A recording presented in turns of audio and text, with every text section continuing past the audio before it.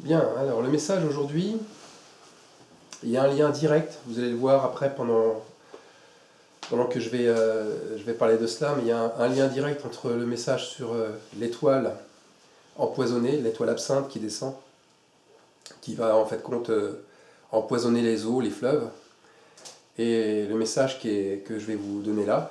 A priori, vous allez voir, il n'y a pas de fil conducteur entre les deux, mais je vous laisse, faire le lien entre le dernier message, enfin un des derniers messages sur la troisième trompette, et ce message que je vous amène aujourd'hui. Donc le message aujourd'hui, il n'a pas comme but de revisiter un livre de la Bible, bien que je vais en parler beaucoup, mais ni de réécrire le texte biblique. Le texte biblique est vraiment parfait, il n'y a rien à dire. Donc je vais vous parler d'un texte, je pense que ici pas mal connaissent, c'est le livre de Jonas,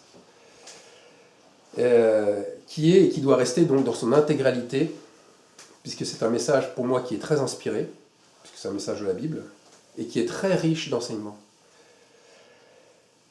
Donc, comme je vous ai dit, le but, c'est ici de dire ce que le Saint-Esprit m'a dit, et d'être le plus fidèle à ce que le Saint-Esprit m'a dit sur ce texte.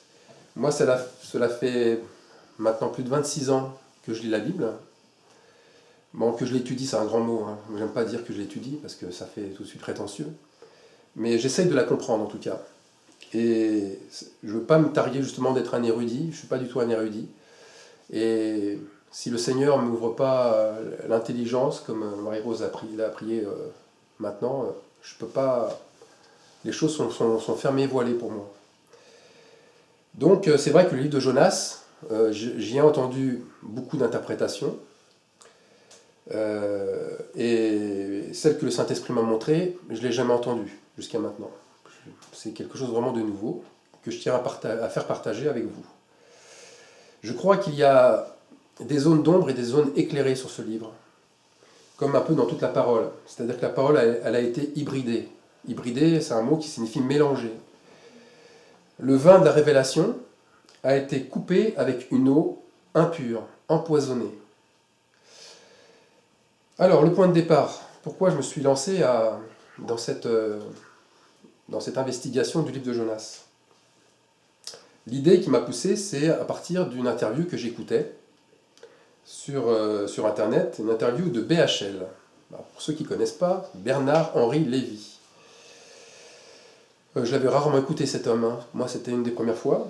Et il parlait en fait là de son dernier livre, et il citait Jonas comme étant pour lui un livre clé pour expliquer l'esprit judaïque.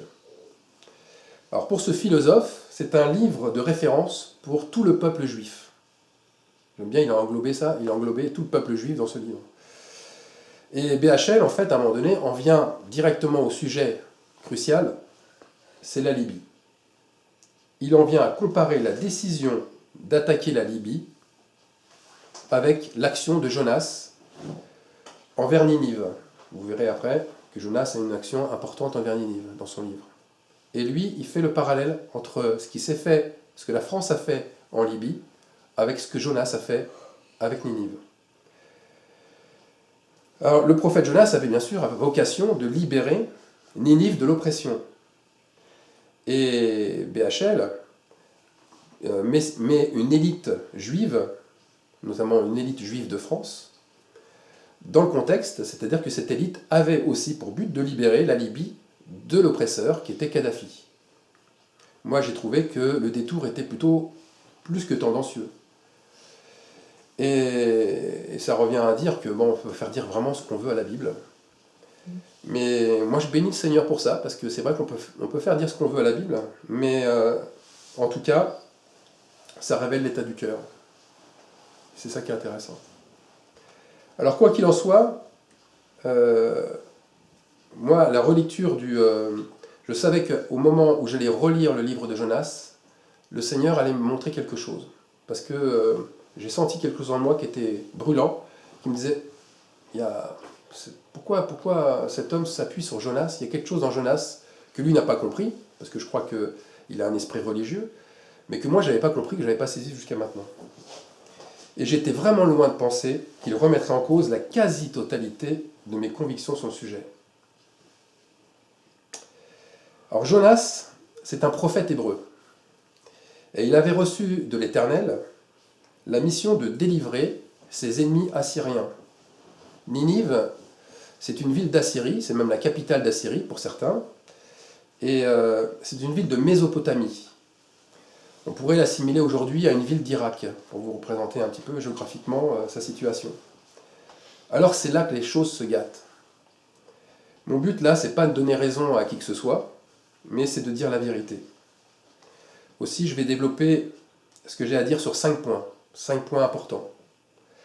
Le premier point, et là j'y vais un peu fort, certains vont le dire, mais c'est pas grave, Jonas n'est pas le grand prophète. Jonas n'est pas du tout le grand prophète qu'on avait pris l'habitude de concevoir. Celui qui fait des œuvres similaires à Jésus, notamment en ressuscitant après 3 jours et 3 nuits dans le ventre d'un énorme poisson.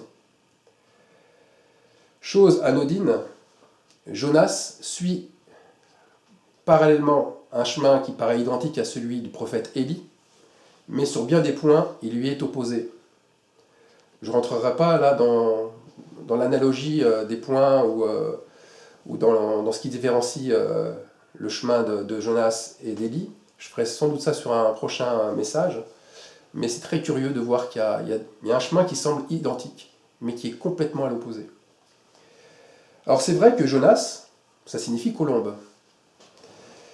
Et Jonas avait, comme la colombe, il avait pour but d'apporter la paix. Et c'est un peu paradoxal parce qu'en fait, il devait annoncer à Ninive la destruction imminente de la ville. Alors que son nom à lui, c'est apporter la paix. Mais voilà, Jonas n'est pas du tout le type de Jésus. Il ne typifie en rien notre Seigneur. Et pourtant, qu'est-ce qu'on a pu nous dire que Jonas était un type de Jésus? Dès les premières lignes du livre, on peut y lire qu'il s'enfuit à l'opposé d'où veut l'envoyer le Seigneur, à Tarsis. Il part loin de la face de Dieu. C'est ce qui est écrit, loin de la face de Dieu. Et Tarsis signifiait sans doute contrée très lointaine. Tarsis était une expression à l'époque pour signifier au bout du monde. Jonas, en fait, fuit Dieu au bout du monde. Il croit qu'en fuyant Dieu au bout du monde, il va échapper à sa colère. Alors pour revenir à l'histoire de Jonas, c'est quand même au départ un prophète qui était oint par Dieu. Il était serviteur de l'Éternel. Il avait pour cela obéi à Dieu en Israël. C'est un prophète d'Israël, et en Israël il avait vraiment obéi à Dieu, et on lit ça dans 2 Rois 14, chapitre 14, verset 25. On y trouve quoi? On y trouve que Jonas a annoncé au roi Jéroboam qu'il devait rétablir les limites d'Israël. En fait, il devait rétablir le territoire, sachant qu'il y avait une oppression importante, non pas des peuples étrangers, mais de Jéroboam lui-même. C'est que le roi de l'époque était très inique en Israël. Israël était complètement sous une domination ténébreuse. Et Jonas avait obéi à Dieu en annonçant à Jéroboam qu'il devait rétablir les limites d'Israël. Mais, il y a un mais. Lorsqu'il doit se rendre chez un peuple étranger et ennemi, il montre par sa fuite, par son insoumission, et je dirais même par sa nature, que c'est un faux oint. Il faut appeler un chat, c'est un faux oint.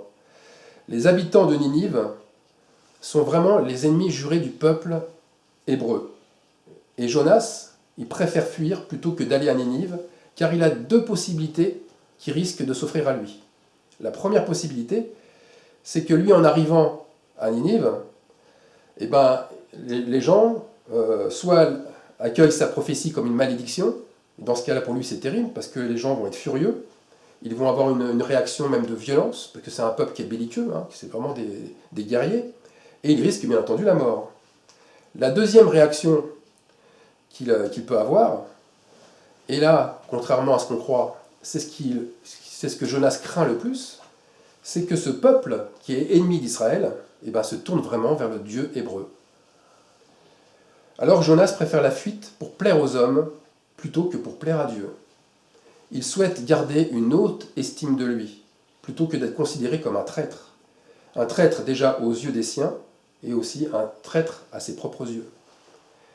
Alors sur le bateau qui l'emmène à Tarsis, qui l'emmène au bout du monde, il se cache des autres qui sont à bord, et il s'endort. C'est curieux, hein, il se cache. C'est comme il se cache de Dieu, il y a une forme extérieure, il va se cacher. C'est pareil, il ne se sent pas bien. Et il s'endort profondément. Et moi je pense que spirituellement c'est la même chose en lui. C'est-à-dire que lorsqu'on est spirituellement pas en ordre avec Dieu, on a envie de se cacher et puis on s'endort. Il est sur le même point. Il dort profondément. Mais face à une terrible tempête, les choses vont changer. C'est ce qui se passe. Il est sur le bateau, une tempête arrive, et là le pilote, il va réveiller Jonas. Il va réveiller Jonas pour qu'il invoque son Dieu avec les autres. Parce qu'en fait, il est avec d'autres personnes sur le bateau. Chacun un petit peu un Dieu différent. Et ils savent que Jonas, c'est le Dieu hébreu. Ils vont le réveiller. Il faut que tu invoques ton Dieu parce que là, on va périr. On va tous périr.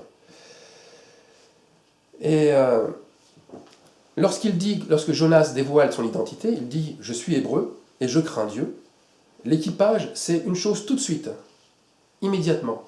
Ils savent qu'il ment. Ils savent que Jonas ment. Pas sur son identité, il est vraiment hébreu, mais sur le fait qu'il ne craint plus Dieu. Il a désobéi à son Dieu, et même, il a un très gros problème avec Dieu. Un très gros problème. Alors, il leur faut une deuxième confirmation à cet équipage. Ils vont tirer au sort. Ils tirent au sort, et là, le sort décide que c'est Jonas. C'est Jonas qui est vraiment le problème. Alors ils lui disent, je cite, « Pourquoi as-tu fait cela? Que ferons-nous pour que la mer se calme envers nous ?»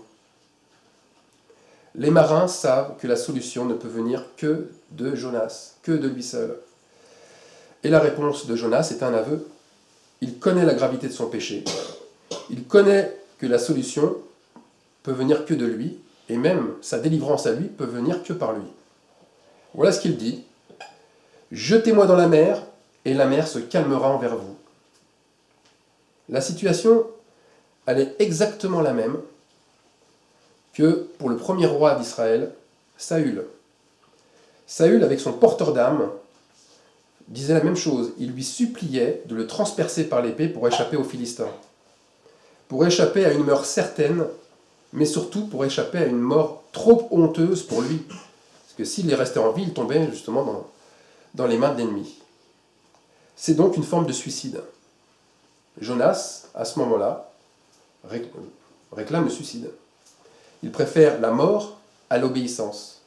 Il préfère périr plutôt que de retourner en territoire d'Israël en annonçant qu'il vient de délivrer l'ennemi de l'oppression.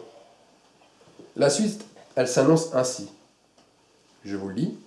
« Puis ils prirent Jonas et le jetèrent dans la mer, et la fureur de la mer s'apaisa. » La conséquence a été quelque chose d'extraordinaire pour l'équipage. Une bénédiction extraordinaire. Ils se tournèrent vers le Dieu des Hébreux. Ils furent saisis d'une grande crainte de l'Éternel, et ils offrirent un sacrifice à l'Éternel et firent des vœux. Le sacrifice de Jonas a permis la libération de tout l'équipage. Alors à ce moment-là, Jonas, au moment où il se jette dans la mer, il faut savoir, c'est qu'il pense, lui, sincèrement, regagner le sein d'Abraham. Là où se trouvent tous les sauvés. Il pense que le fait d'être oint prophète lui donne un privilège que d'autres n'ont pas. Il pense qu'il est comme Saül, que Saül avait une royauté, donc il avait un destin lié à cette royauté. Et tout comme Saül, il se sent protégé. Il pense que sa généalogie, sa lignée, lui permet en fait compte d'être un pilier d'Israël, un pilier d'un peuple. Et donc naturellement, il pense retrouver ses ancêtres. Alors, on va passer au deuxième point. Là, je vous ai expliqué le premier point. Donc, pour moi, Jonas n'est pas, et je vous l'ai montré, n'est pas le grand prophète qu'on attendait. Et deuxième point aussi, deuxième chapitre, Jonas se retrouve, non pas dans le sein d'Abraham, mais dans le mauvais endroit, le séjour des morts. Alors il est écrit, dès le début du deuxième chapitre, « Dieu fit venir un grand poisson pour l'engloutir. » Le ventre de ce grand poisson symbolise ce lieu de ténèbres, ce lieu de mort.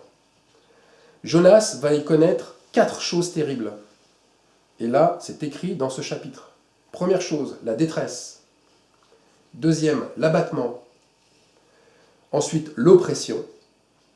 Et bien entendu, la mort. Mais ce qui est terrible pour lui, c'est que même là, il n'échappe pas à Dieu. Il pensait être tranquille. Il se disait, ça y est, je vais être délivré de mes engagements envers Dieu. Eh ben non, il est poursuivi par ses pensées. Et il est envahi par des remords. Le voilà qui crie à Dieu, qui le prie à nouveau, reconnaissant qu'il s'est même tourné vers de vaines idoles. Et qu'à cause de cela, la miséricorde, c'est-à-dire la grâce du Seigneur, s'est éloignée de lui. Le voilà à la fin du chapitre qui renouvelle ses vœux envers l'Éternel. Mais là, la justice et la miséricorde divine vont faire leurs œuvres. Jonas est vomi par le poisson. Il est vomi par le poisson sur la terre. Qu'est-ce que ça signifie? C'est la même similitude avec tous ces êtres qui sont tournés vers Dieu, tous ces croyants qui sont tournés vers Dieu et qui se sont entiédis, qui sont devenus tièdes et qui sont vomis par le Seigneur, comme le poisson a vomi. Si on est vomi par le Seigneur, c'est qu'à un moment donné, on n'a pas été pris avec lui, on a été mis dans le séjour des morts. Donc, Dieu fait de même avec tous les faux oints. Ils seront refoulés, ils seront recrachés, vomis sur terre. Pourquoi? Et là, c'est là le but qui est important. Pour finir la mission auquel ils avaient été oints et qu'ils ont refusé consciemment de faire. Drôle de résurrection. Drôle de jugement. Vous en conviendrez. Mais, il ne faut pas oublier, Jésus est l'alpha et l'oméga. Il est le commencement, il est la fin. Ce n'est pas juste des mots, c'est pas. Des fois on le dit comme ça sans penser à la profondeur de cela. Tout ce qui a été commencé, et même si ça a été avorté à un moment donné, ça doit être terminé. Toute mission commencée doit être accomplie jusqu'à son terme, qu'elle soit faite dans le ciel ou sur la terre. Et je pense que le millénium, c'est-à-dire le temps qui va venir après la grande tribulation, est ce temps qui va servir pour ce genre d'ouvrage, pour finir, pour achever ce qui a été autrefois entrepris pour le Seigneur, mais qui a été laissé à l'abandon, car souillé par la chair. Voilà, ça c'était le deuxième point. On en arrive au troisième point. Je pense que ce qui se passe pour Jonas dans le séjour des morts se passera de la même façon pour tous les faux oints, sans exception. Ils suivent la même voie, ils ont le même cœur. Et oui, ils ne sont pas délivrés pour autant de leur mission avec le Seigneur. Les pensées, les tourments, les poursuivent jusque dans ce lieu, où ils sont restés, où ils vont rester, 3 jours et 3 nuits. Tout comme le Seigneur est resté 3 jours et 3 nuits. Qu'est-ce que ça signifie? Eh bien, le chiffre 3 signifie un accomplissement total. Donc c'est une durée propice à l'accomplissement total de leur détresse et de leur remords. Souvenez-vous la parabole de Lazare pauvre et du riche. Le riche, lui, subissait la même chose que ce que subissait Jonas dans le ventre du poisson. C'était pareil, il avait été pris de détresse, il avait la langue en feu, il réclamait de l'eau, c'est la même situation. Alors pourquoi aussi ce parallèle avec Jésus qui est descendu prêcher pendant les 3 jours et 3 nuits dans le séjour des morts? Est-ce que vous y voyez un lien? Moi j'y vois vraiment un lien évident. C'est que Jésus, en fait, quand il est dans le séjour des morts, il y ressort avec un peuple, et il y ressort avec un peuple semblable à Jonas. Un peuple qu'il avait oint au départ et qui a désobéi. Un peuple qui a préféré sa gloire à celle du Seigneur, qui a voulu briller pour lui-même et non pour le Seigneur. Alors, qu'est-ce qu'on peut mettre dans des noms qu'on connaît? Eh bien, on peut y mettre tous les rois déchus de la grâce. On a Osias, par exemple, on a Salomon, on a Saül. On a aussi des Lévites, on n'a pas que des rois. Uza fait partie de ces Lévites, qui ont aussi, à un moment donné, ont eu une onction, mais ils s'en sont éloignés. On a eu des prophètes, comme Balaam, Jonas. Des disciples, on a eu Ananias et Saphira. Tous reviendront sur terre finir la mission de ce à quoi ils ont été appelés. Ils ont eu un appel. Alors la mort n'est même plus un refuge pour eux. Elle n'est même pas une consolation. Elle est un jugement. Ceux qui ont reçu un appel de Dieu durant leur vie terrestre et qui à un moment donné se sont égarés, ont été adultères spirituels, ils devront passer par ces mêmes étapes. C'est cela être sauvé comme au travers du feu. C'est cela être sauvé in extremis. Et leur cri de remords remontera jusqu'à Dieu. Voilà ce qui est écrit. Jonas pria l'Éternel. Il dit, dans ma détresse, j'ai invoqué l'Éternel et il m'a exaucé. Du sein du séjour des morts, j'ai crié et tu as entendu ma voix. Alors, on pourrait me dire, oui, mais alors il est écrit dans Hébreux 9, chapitre 9, verset 27, il est réservé aux hommes de mourir une seule fois, après quoi vient le jugement. Alors, est-ce qu'il y a une contradiction avec ce que je viens de dire? Eh bien non. La parole ne contredit en rien le fait de revenir sur terre pour y terminer sa mission première. Le tribunal de Dieu se fera pour eux dans le séjour des morts, dans le ventre de ce gros poisson, au fond des mers. Ils n'auront en fait leur salut définitif qu'à la suite de cette ultime épreuve sur terre. Ils ressusciteront pour vivre leur jugement sur terre. Mais quelle épreuve! Je ne sais pas si vous voyez l'épreuve que c'est. Moi, je vous encourage à lire ou à relire le chapitre 3 pour mesurer vraiment la contenance de cette épreuve. Le chapitre 3 commence ainsi. Écoutez bien. La parole de l'Éternel fut adressée à Jonas une seconde fois. En ces mots, lève-toi, va à Ninive, la grande ville, et proclame-y la publication que je t'ordonne. Jésus accorde là une deuxième chance, un deuxième essai à Jonas, qui symbolise ce peuple désobéissant au cou raide. Mais il n'y a pas de choix. C'est aucun compromis.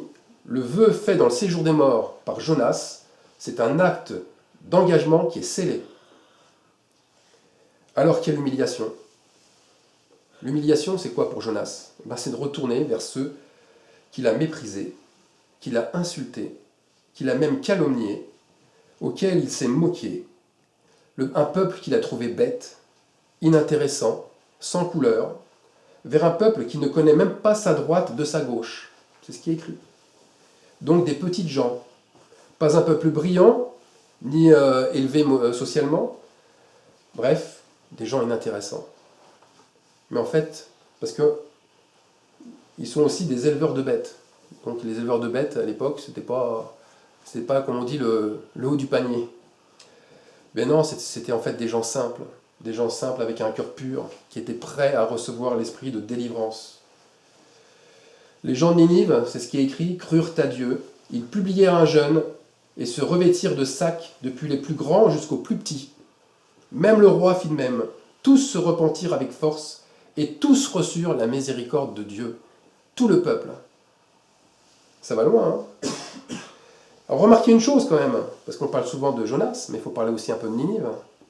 Les gens de Ninive auraient pu légitimement recevoir Jonas avec violence. Imaginez, c'est un prophète qui vient, qui n'est même pas de votre pays, il arrive et vous annonce la destruction de la ville dans 40 jours. Dans 40 jours, tout est détruit. Eh bien, plutôt que de réagir avec force et violence, ils prirent l'avertissement très au sérieux et ils ont accueilli Jonas comme un prophète. Voilà encore une preuve que le peuple de Dieu n'est pas forcément là où on s'attend à ce qu'il soit. Le peuple de Dieu n'était pas en Israël. Il était en Assyrie. Dieu avait enlevé le chandelier. Le chandelier n'était plus là-bas. Souvenez-vous, c'est Jéroboam, il est dans le péché jusqu'au cou. Donc, ça revient à dire que c'est un peu comme avec les Juifs. C'est comme si Dieu n'était pas à ce moment-là avec les Juifs, mais avec les Arabes. Il faut dire les choses comme elles sont. Ah oui, l'Assyrien, c'est un Arabe, c'est l'Irak. Dieu était en Irak, il était plus en Israël. Et aujourd'hui, c'est pareil. Le peuple de Dieu n'est pas dans une assemblée. Il n'est pas plus dans une assemblée qu'une autre. Il n'est pas aussi plus dans un pays que dans un autre. Et il n'est pas plus en Israël qu'ailleurs. Alors vous allez me dire, mais il est où alors? Eh bien, il se trouve là où il y a les 7 tonnerres. Là où les 7 tonnerres tonnent. Alors je vous amène, mes amis, à aller méditer sur ces 7 tonnerres. Parce que ça, c'est dans le cœur. Ça, c'est dans la manifestation du caractère de Dieu.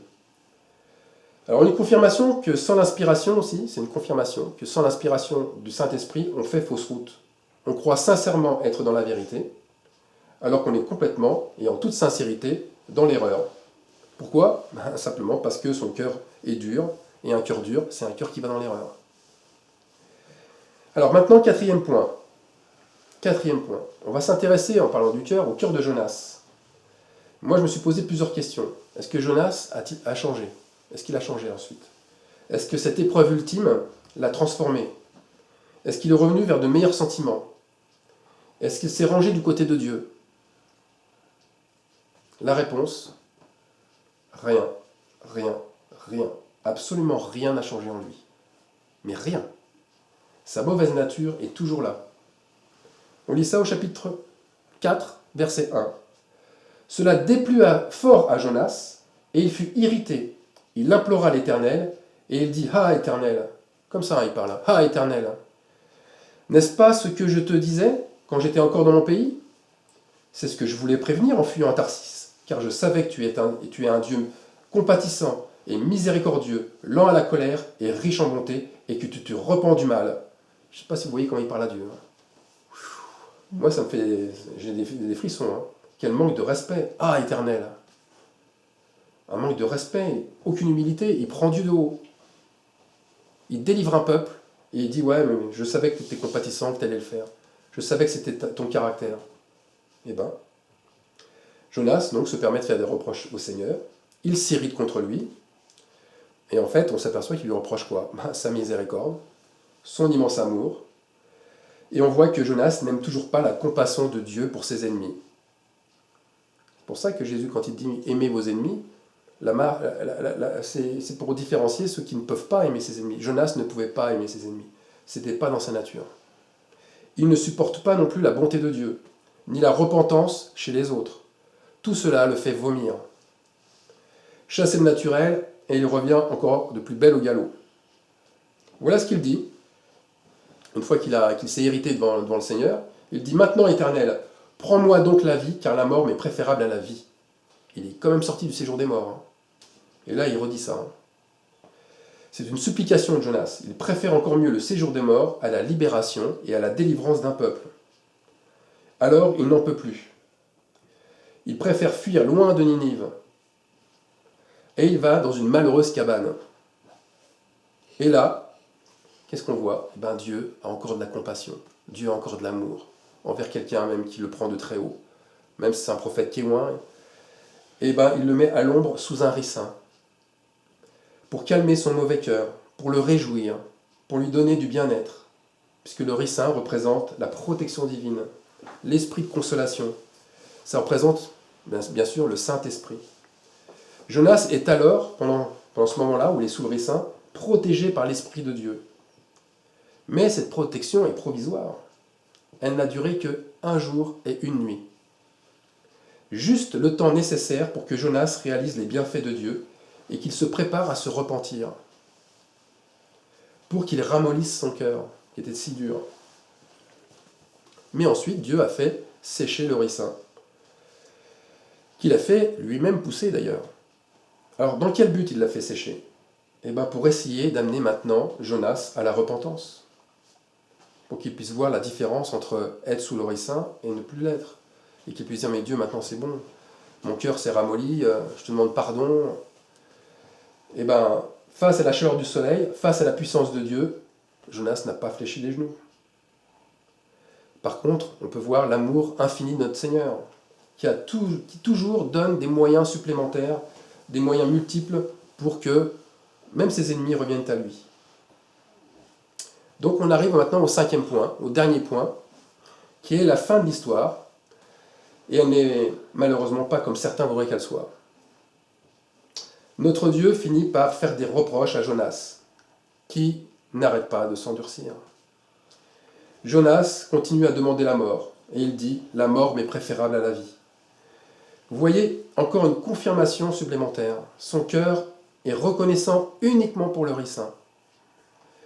Uniquement pour le ricin parce que ça lui procure la joie, ça lui procure de la paix, mais il n'a que faire d'un peuple de 120 000 hommes assoiffés de Dieu. C'est ce que le Seigneur lui reproche. Tu demandes que les choses pour toi-même, mais à côté, moi je t'ai envoyé pour libérer 120 000 hommes. Donc Dieu lui reproche toujours la même chose, d'être orienté vers lui-même, de regarder à sa propre petite personne, à son propre plaisir personnel. Il ne veut la protection de Dieu que pour lui-même. Il aime le ricin qu'il a obtenu sans effort et sans mérite. Donc c'est une grâce. Mais il ne se soucie aucunement de tous les autres. Alors le Seigneur souhaite que l'on prenne la juste mesure de la dureté du cœur de Jonas. C'est un drôle de constat. Rien ni personne ne pourra l'amener à changer. Même Dieu a tout essayé. Personne ne pourra l'amener à changer. Jonas aspire de toutes ses forces à la damnation. C'est lui qui exerce le jugement. Le salut ne l'intéresse pas. Cette triste constatation, ce triste bilan s'adresse malheureusement à tous les faux-oins, à tous ceux qui mettent leur plaisir dans leur chair et non dans l'Esprit Saint. C'est eux-mêmes qui demandent et qui aspirent à vivre loin du peuple de Dieu. Je pense que c'est encore un message de plus pour manifester qu'il y a bien deux semences distinctes, et qu'elles ne pourront jamais se mélanger, jamais s'unir ensemble. Le bon grain ne pourra jamais s'unir avec l'ivraie, c'est pas possible.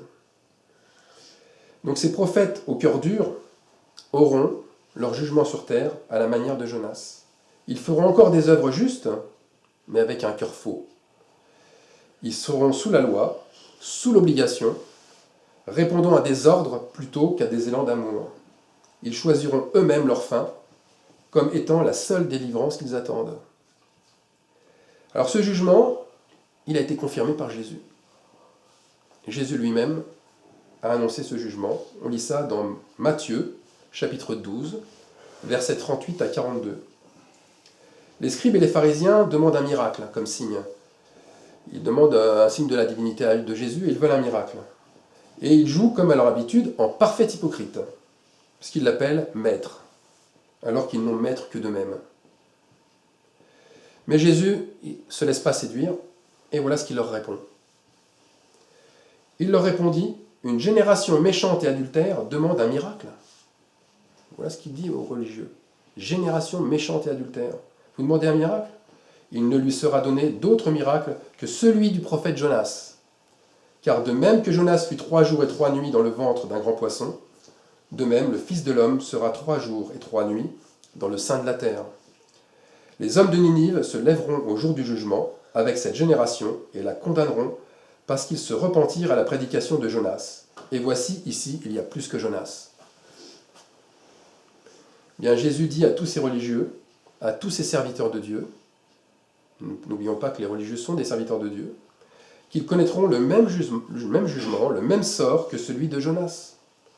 Le seul miracle qu'ils verront, ce sera d'être dans le séjour des morts pendant 3 jours et 3 nuits, tout comme Jonas. Et comme avec les hommes de Ninive, ils se sentiront accusés, condamnés par leurs ennemis repentis. Ils auront toujours cette accusation sur eux. Ils auront constamment devant leurs yeux leur propre cœur endurci. Ils auront constamment devant leurs yeux leurs iniquités. Alors pourquoi ? Car ils ont tous préféré fuir. Ils ont tous préféré fuir plutôt que de délivrer les captifs qu'ils ont jugés ennemis. Ils les ont jugés pauvres et méprisables. Voilà pourquoi. Mais ils ressusciteront.